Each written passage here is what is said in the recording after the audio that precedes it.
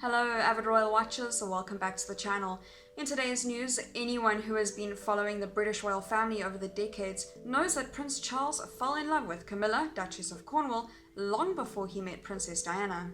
Most royal historians agree that if he had been allowed to, Charles would have chosen her as his bride from the get-go. Times were different then, and Charles's family insisted that he needed to find a more suitable woman to marry instead. In other words, she had to be a virgin from a distinguished family. After immense pressure, Charles eventually settled on Diana and proposed after just a handful of dates. Charles and Diana had one of the most disastrous marriages in the history of the monarchy, but it all leads royal fans to the question: if Camilla had not married Andrew Parker Bowles, would Charles have abdicated to marry her? Prince Charles was instantly smitten by Camilla. Charles and Camilla were introduced by a mutual friend in 1971 and experienced instant attraction for one another.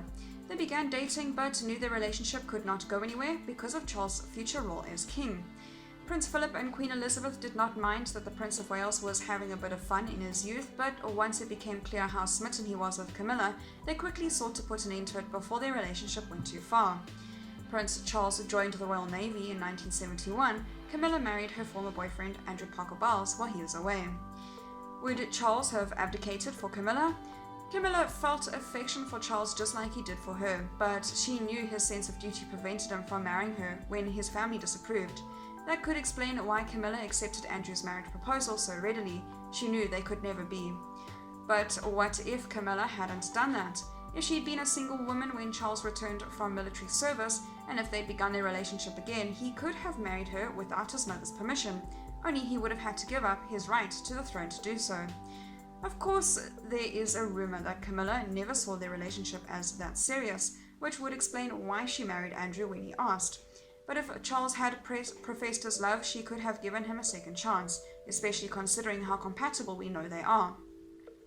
Prince Charles wouldn't be the first monarch to abdicate the throne.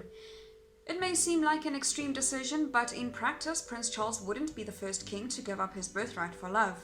Queen Elizabeth's uncle, King Edward VIII, abdicated in 1936 so he could marry the American divorcee Wallis Simpson. Just like his great-uncle, Charles was free to choose his spouse if he was willing to sacrifice his throne. There is another possibility here too. If Prince Charles had fought hard enough to marry Camilla, there's a chance Queen Elizabeth could have allowed him to marry her without abdicating.